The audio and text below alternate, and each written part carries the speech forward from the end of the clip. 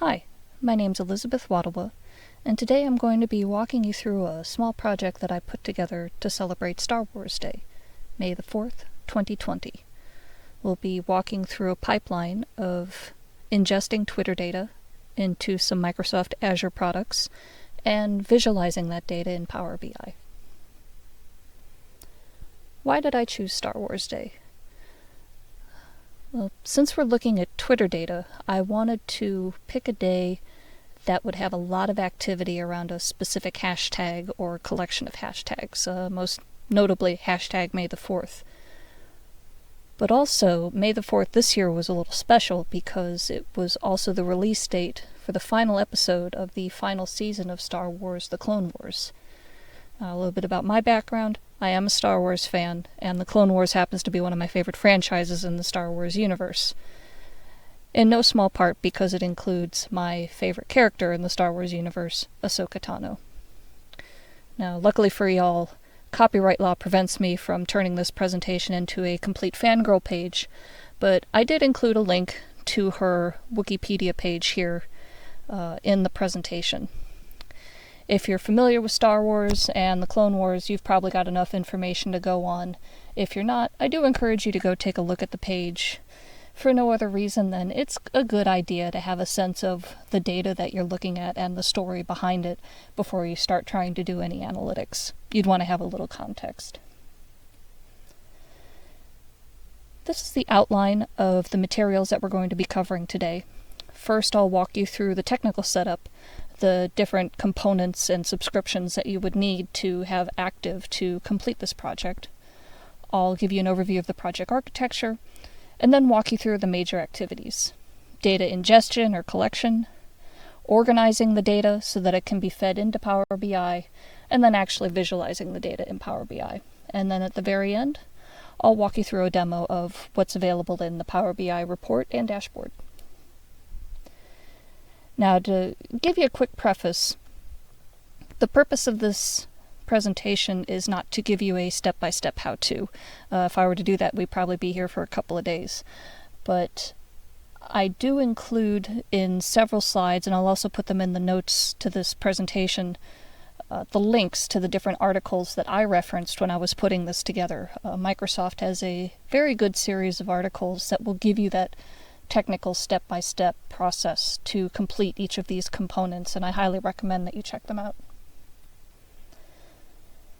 In terms of accounts, you will need an active Microsoft Azure account, an active Microsoft Power BI account, a Twitter account, and a Twitter developer account linked to that Twitter account. One note on Microsoft Power BI, they do require that a Power BI account be linked either to a corporate account or to a student account. Now, if you're like me and you're not using one of those two options, there is a workaround that Microsoft has made available through their Microsoft 365 trial program, and I've included a link for how to set that up here. In terms of applications, you'll need .NET, Microsoft Power BI Desktop, Azure SQL Database, some way to actually get in and work with the queries and the tables specific to this exercise, as well as the statistical programming language R. Now, I'm working on a Linux machine, specifically the Pop! OS variant of Linux. I've also done this project on a Windows-based environment, so if you're more familiar with Windows or Mac OS, the operating system may look a little unfamiliar, but this process is universal across. When you see me getting into Microsoft Power BI Desktop, you will see me getting into a virtual machine because Power BI Desktop is not available for Linux. This is an overview of the project architecture. To give you a quick walkthrough, this little Twitter bird represents the actual Twitter environment out there. If you were to actually open your app and pull it up and start looking through tweets, it's the data behind that activity. We're using a Twitter developer app to connect to that activity, and a .NET app to connect the Twitter developer app to a component called an event hub within Azure. And the Event Hub is what actually is collecting all of the data from that .NET application and formatting it so it can be fed into Azure Streaming Analytics. This is kind of the crux of where all the activity happens for at least ingesting the data in this process. We do a little bit of live streaming, and that's why you see Streaming Analytics going straight to Power BI. You'll see what that looks like toward the ends of this presentation.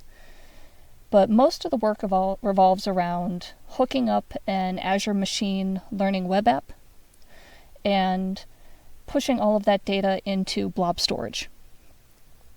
From Blob storage, we use Azure Data Factory to reformat the data and push it into a Azure SQL database instance. And from Azure SQL database, we do some formatting to push those results into Power BI. So where this is the live streaming run, we're doing a static run on this side.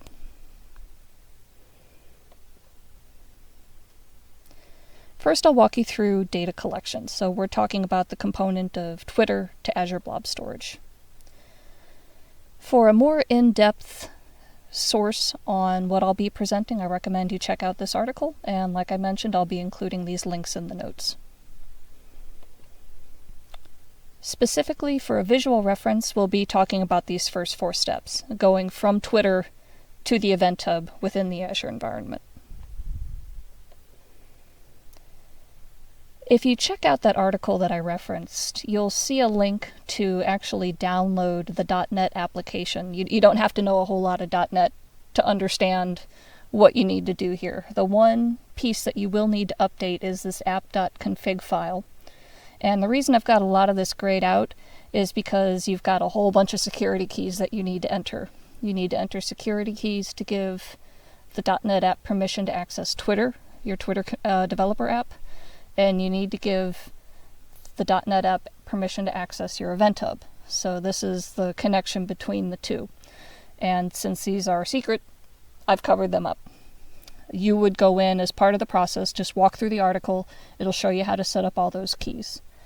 The one piece that I do want to point out is this is also where you tell the app which hashtags you want to monitor. So if you're familiar with the Clone Wars, a lot of these names are going to look familiar. I also threw in The Mandalorian and Baby Yoda, another franchise that's popular right now in the Star Wars universe. So these are the hashtags on which we are going to explore some metrics later on. To actually run the .NET application, you in the Linux terminal would use the command .NET run. If you're working in Windows, this will look a little different. It actually opens up a window for the application and you have some commands that you run from there. But for my purposes, this is what the process looks like. And you can see down here, this is the activity that you're going to start watching for, these tweet counts and message counts. That's how you know that your Event Hub, which is referenced here, this is what you actually, the name that you give it in Azure, is receiving information from your Twitter application.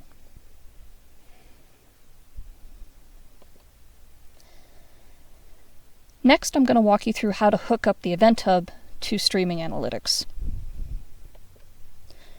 So Streaming Analytics is another product available within Azure, and it allows you to ingest data and push it to other sources. Streaming Analytics implies, yes, you are actually looking at actively streaming data. So Event Hub is a common input into this process. And you can see that's how I've set it up here. Within your inputs, you have one called Twitter Stream, and that's your Event Hub.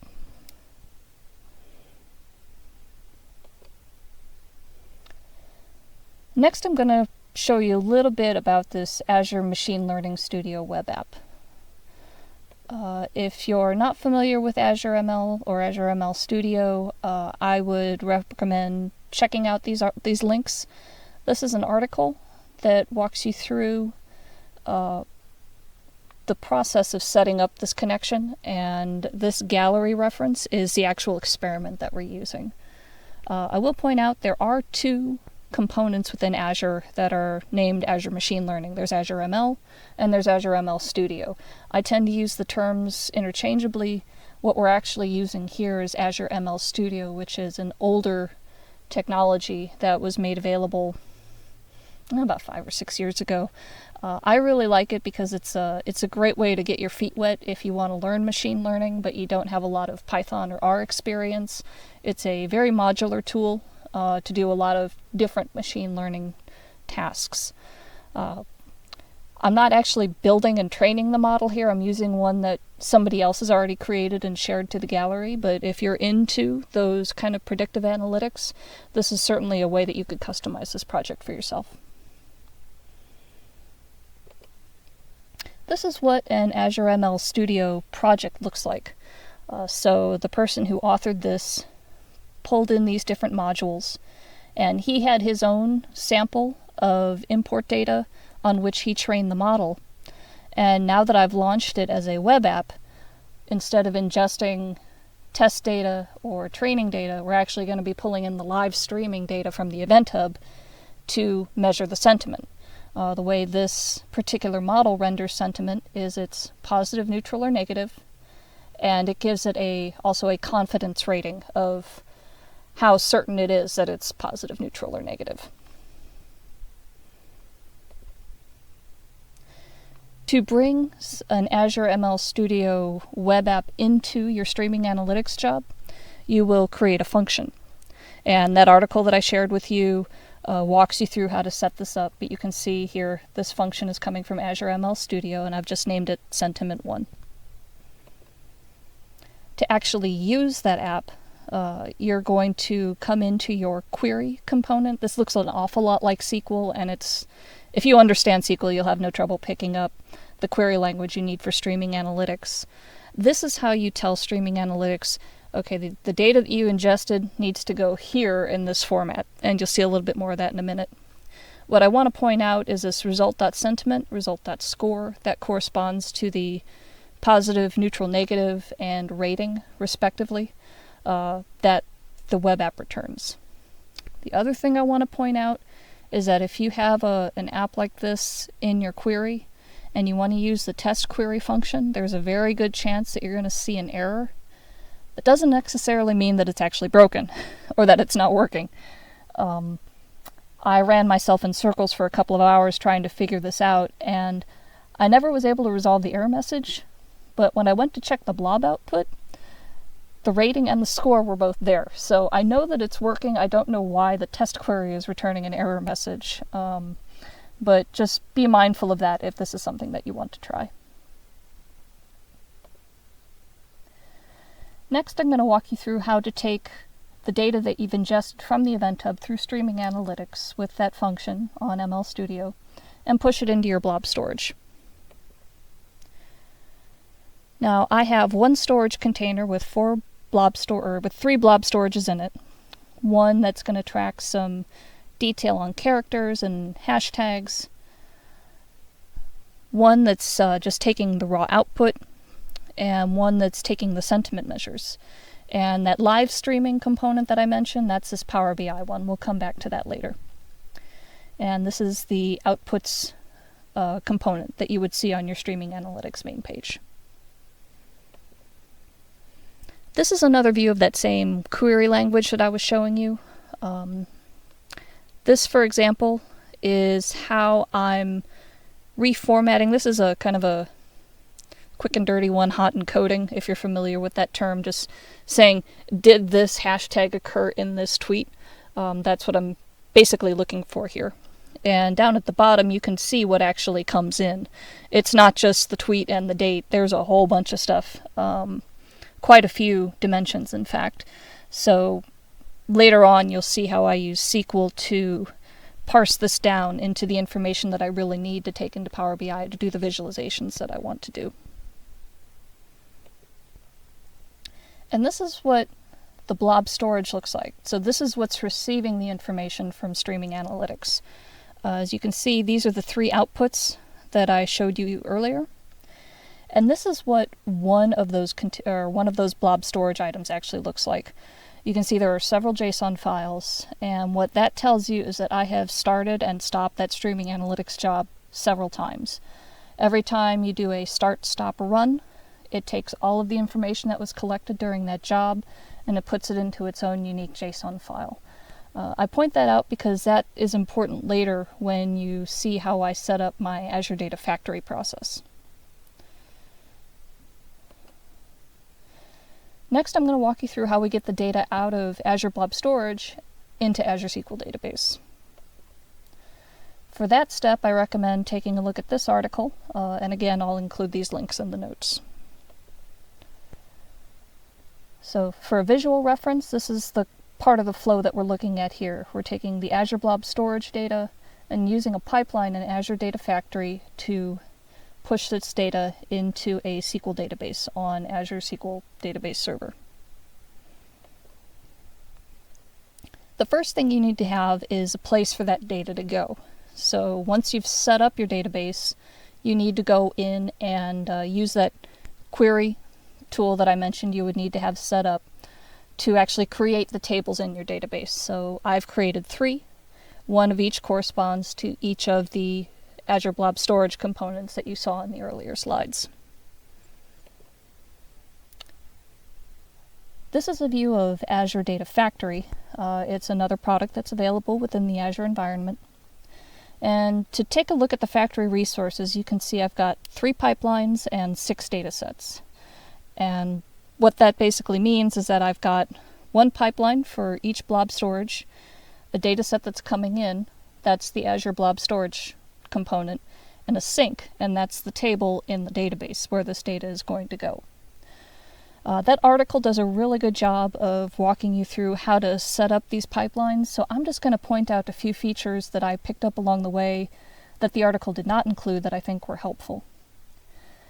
For example, this wildcard feature within the file paths. If you remember, I had several individual JSON files. Now, instead of coming in here and naming each JSON file one at a time, that could take forever, especially if you've got this running on a regular basis. So what I'm doing is I'm saying, take all the JSON files in that particular path and run them through this pipeline every time. Now, and then this is the sync side. So you remember the create table? This is the object that results from that create table function. So this is the sync side of the pipeline for hashtags, for example. Now, a few other important steps. If you remember, I said we're importing all the JSON files every time we run this pipeline. Now, if I were to just do that and only have the pipeline, I would end up with duplicates and quickly explode the size of my database past the point where it would be useful. So I'm using a truncate function before I run the pipeline, so that's why you see the 2 boxes here in the flow. Truncate is a SQL command that leaves the structure of the table intact but wipes out the data in it. And since I'm not deleting anything out of my blob storage files, I know that I can empty out the table in SQL and then run the pipeline over all the JSON files in the blob storage, and the only difference that I'll see in SQL is the incremental change in any new runs that I've added. The other thing that I'll point out is there's this checkbox here for map complex values to string. When you're working with Twitter data, it comes through as a JSON format, and if you've worked with JSON much, you know that you can have nested arrays within arrays within arrays. If you don't check that box, what this particular pipeline tries to do is push a complex object into a SQL database that doesn't understand how to handle that complex array. So what this does instead, by checking that box, it converts that embedded array into a string. And if you do much with regular expressions, you can then parse that string back out on the SQL side without too much additional effort. I also would recommend checking out on your pipeline the mapping. This is where the system tells you, I think this dimension from your source matches this dimension in your sink, and you just want to make sure that you and the pipeline are on the same page in terms of this interpretation. This is a quick overview of the volume of data that I was working with and some of the steps that I went through to clean it up. So the data sinks, those were the 3 create tables that you saw. Each of those ended up receiving about 1.4 million rows, so we had a very active day for May the 4th, 2020. And all of this is either a numeric or a text value, so a lot of reformatting had to happen before I could push this into Power BI.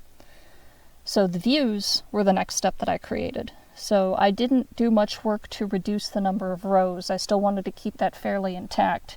But this is where I did a lot of the text cleanup, text conversion, parsing of those embedded arrays that I told you about, so that I could actually use the data in queries and to do timeline orientation so that you could see the progress of these tweet activities throughout the day.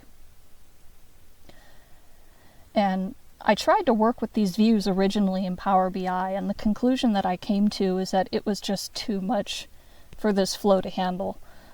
My suspicion is that that view was still trying to run the query every time Power BI wanted to access it, and if it ran at all, it was incredibly slow.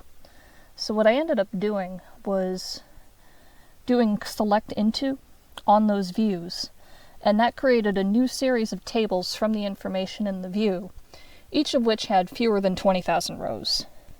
And that really improved the performance within Power BI, and I think you'll see that output later on. You'll get a feel for how this is organized.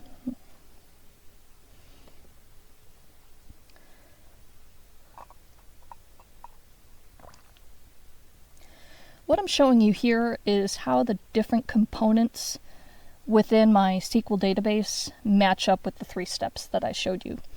I'll make all of those SQL components available on GitHub, so if you really want to dive into this, you can take a look at it there.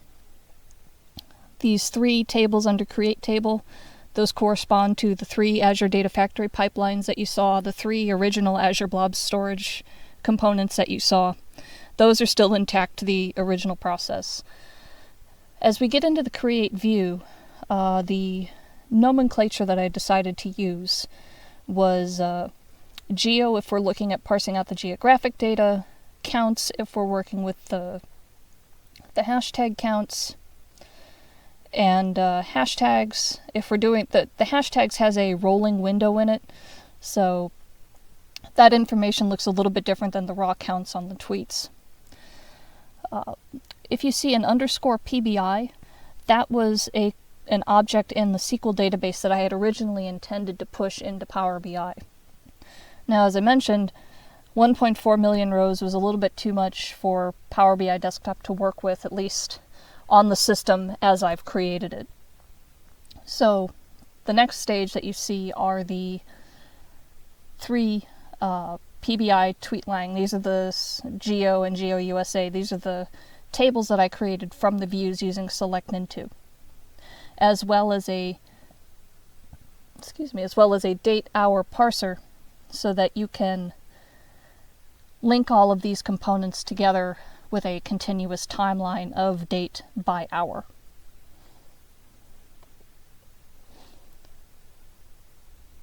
Next, I'll show you how I got the data out of Azure SQL Database into Power BI. So this is the component of the flow that we're talking about now.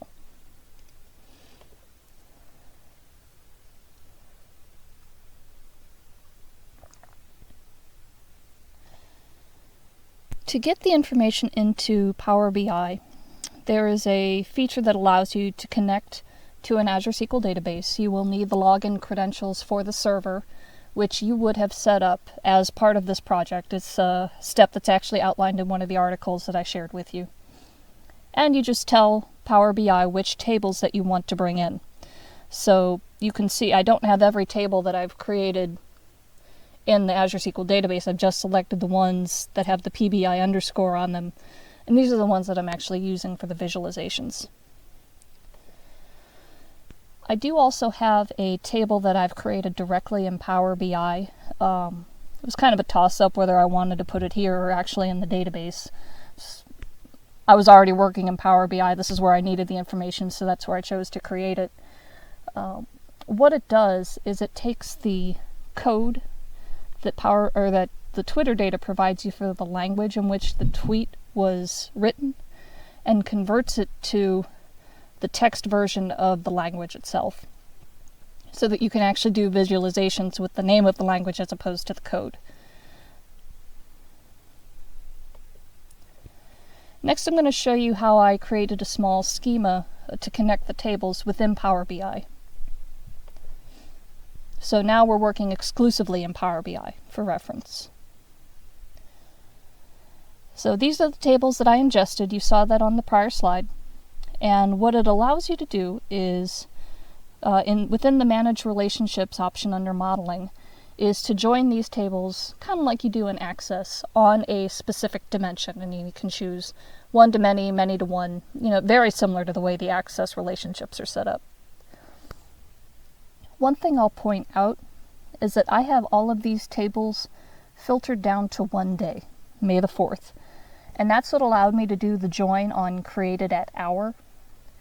If I didn't have that convenient relationship already embedded in the data, I would have had to go back into SQL and modify how I represented the date and time on all of these items and re-ingest them. And if I were to do this again, that's how I would probably approach it.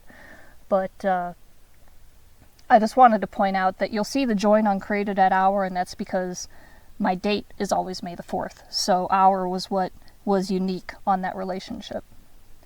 And finally, the language code, that's the little table that I just walked you through to translate the code of the language to the actual text. Next, I want to give you a little overview of DAX in Power BI.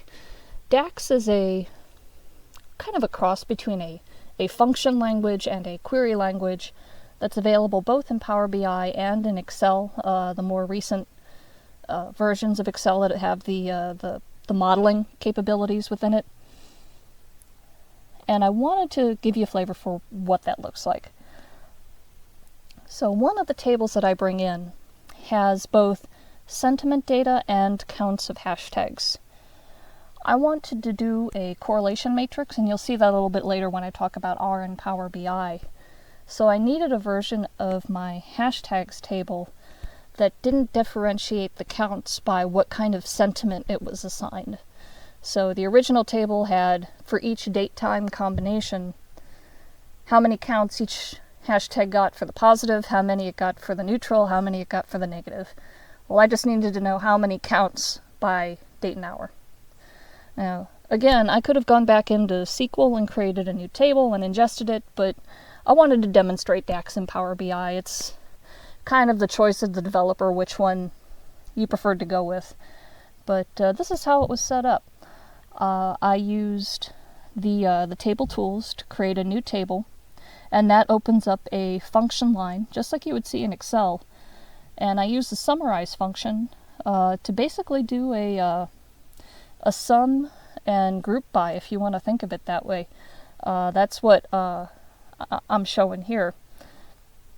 So if you're grouping by system timestamp date and hour, you're going to count up all the different counts for each hashtag that's represented here. Next, I'm going to show you our script in Power BI. R and Python are the two most common programming languages that are used for machine learning. And they also have a lot of really good visualization tools that you can also integrate into a Power BI report. The one in particular I chose to use was a correlation matrix, and I'm using that on the one-hot encoded functions, or the one-hot encoded hashtags that I showed you in the prior slide. And basically I want to see if there's a relationship between, if a person's going to include one hashtag, are they also likely to use other hashtags? Is there a correlation there? And I will point out something here. This is a view of the correlation matrix. Remember that there is a lot of selection bias that's going into the data that we're working with. You would normally not see such a high degree of correlation going across. A better representation would be if you were to just take a window of Twitter data and try to correlate on one-hot encoded hashtags without any filters by hashtag. I'm already working with a selection of people that are talking about Star Wars, so there is a very high probability that they're all going to be using the same hashtags.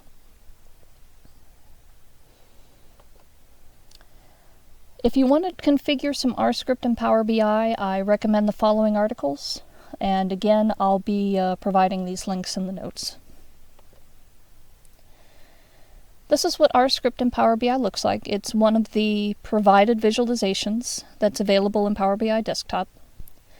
And if you've done some work with R, say in RStudio or in other applications, you know you need to create a dataset on which to perform your functions. Now, instead of actually explicitly writing that out yourself like you would do in a scripting environment, what you're doing here is actually pulling in the values from your table into the value section in Power BI Desktop, and Power BI creates a data frame for you. And then you install and define the functions that you want to use on that data frame. And that's what's going on here.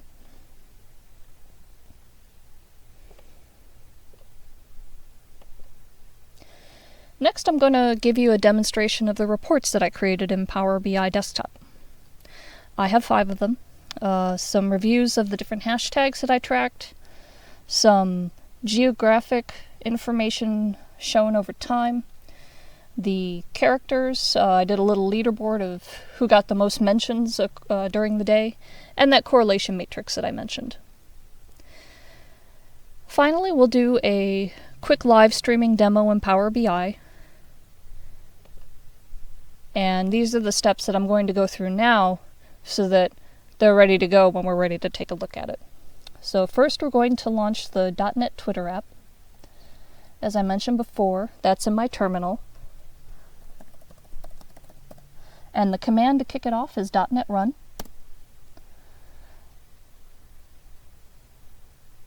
And there's the event hub. We know that it's connected, and if we come back to look at this a little bit later, we'll start seeing the counts of the Twitter data tweets coming through, just like you saw in that screen capture that I shared with you in the presentation. The other thing I want to get started is the Streaming Analytics job. Both of these have to be running for you to collect data. So you can have your event hub going for hours. If you don't have your Streaming Analytics job running as well, you're not going to get any data. So make sure that you start and stop both every time you want to do collection. Once you've got all your query languages set up, you hit the Start button in your Streaming Analytics job. You hit Start at the bottom of your prompt here. It takes a little while for it to spin up, and that's why we're doing this now as opposed to waiting till the end.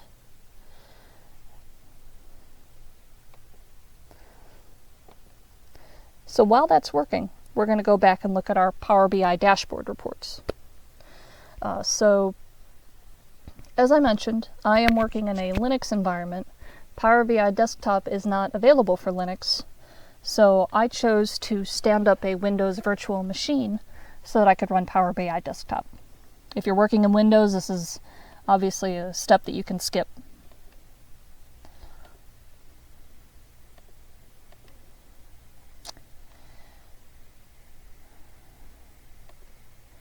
And here is a view of what those reports look like. The first one is hashtags. This is a series of reports that I created just tracking the counts of these various hashtags over time. The first is the result of the sentiment analysis. How many were rendered as positive, neutral, or negative by the Machine Learning Studio web app that we created and brought into our Streaming Analytics job. By its measurements, seemed to be an overwhelmingly positive response to Star Wars Day 2020. Next, I wanted to see, who was talking about the light side versus the dark side of the Force, and I did that by counting the number of instances of Jedi and the number of instances of Sith as a hashtag. Looks like the Jedi have the high ground. They certainly had more counts than the Sith did. Next, I wanted to see, just in terms of popularity, who was talking about which of the 2 franchises that are really active right now in the Star Wars universe. One is the Clone Wars, and remember I mentioned the last episode of a long-awaited closure to the last season of the Clone Wars landed on May the 4th, 2020. So compare that against The Mandalorian, which has Baby Yoda, who is also a very popular character and is also available right now for streaming. Looks like Clone Wars is more popular. But again, I mentioned there are some other reasons that you would want to review behind that. Finally, there's the classic May the 4th hashtag event. And that's just a count of the hashtags, those who mention the hashtag May the 4th over the course of the day.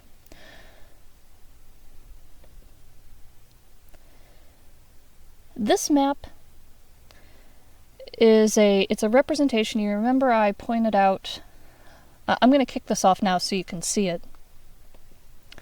What I'm doing here is I wanted to illustrate who or where people were tweeting about May the 4th throughout the course of the day. Now, when I define day, I am talking about 12 a.m. to 11:59 p.m. Central Standard Time. That's my 24 hours of May the 4th, where I'm living. So I kicked it off in the evening, and I let it run all night. And the tweet geodata was one of the components that I had to do some parsing on. If you remember, I mentioned there are some nested JSON arrays that are available within Twitter. One of them is location.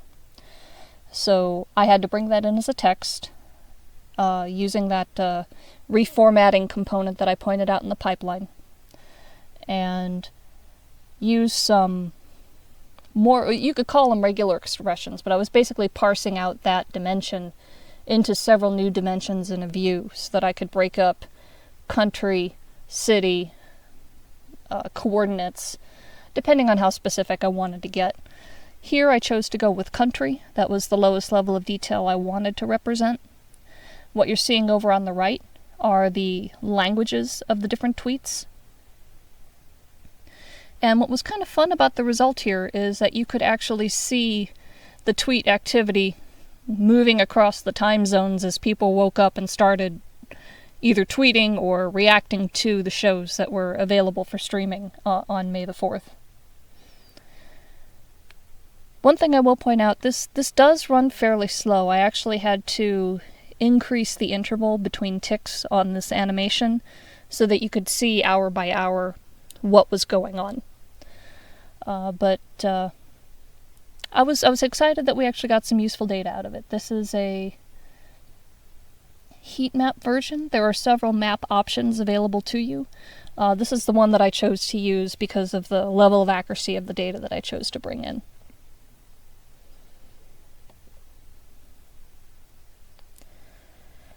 Now, because I'm in the United States, I was also curious more specifically about the activity within my home country. So I did the same exercise. I did have to go back into my SQL table and bring in some additional information. As I mentioned on the world map, I only brought in country-level data. Now, to get plots on the United States more specific than just dropping a point in the middle of the country, I had to be able to tell it something more specific about where the tweet came from. So I created a separate select into table that did a where clause on country, so where country equaled US, and then I brought in the next level of detail down. And it's not always the same level of detail. That's something that's interesting about Twitter. In some cases it might give you a city, in some cases it might give you a county, in some cases it might give you a state. But for the level of detail that I'm looking at here, that was good enough for me. The other thing I will point out is that not every tweet has geographic data associated with it. So you're not seeing the geographic data for all tweets that were available in the dataset.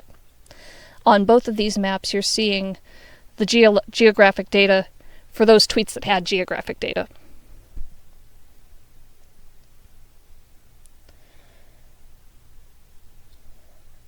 I also wanted to point out that this heat map, this is not something that comes in natively to the visualizations.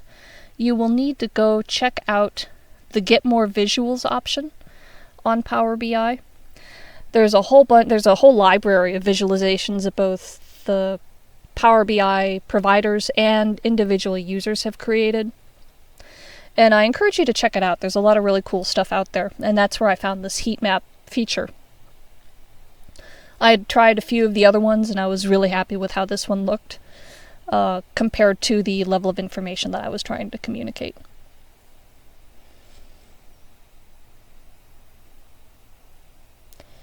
And that's 24 hours of May the 4th per Central Time in the United States.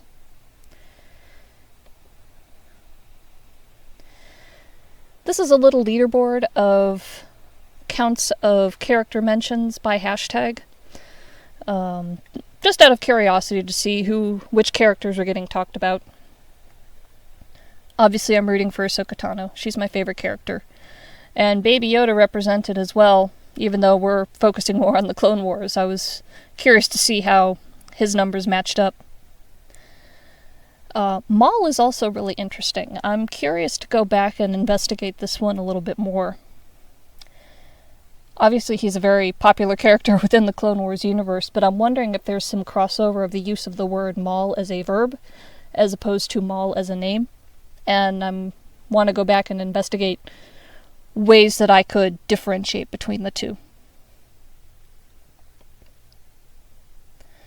Finally, this is the correlation matrix I showed you earlier.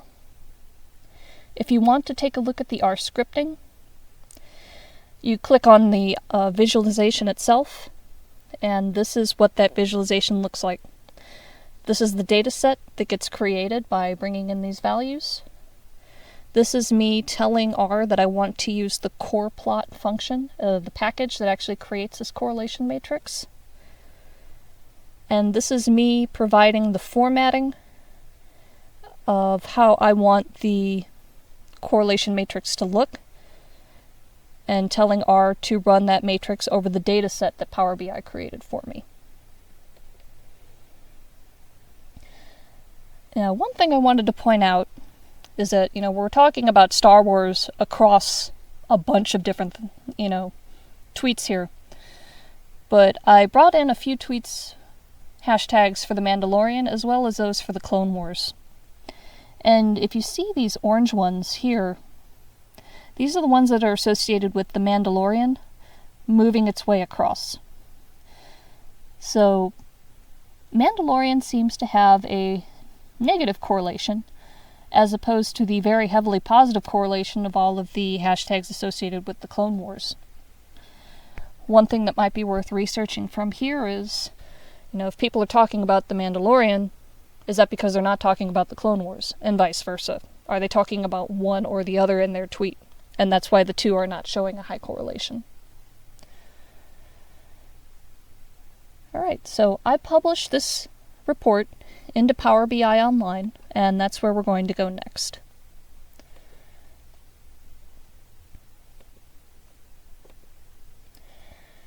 And this is what that report looks like now that we have it published to Power BI.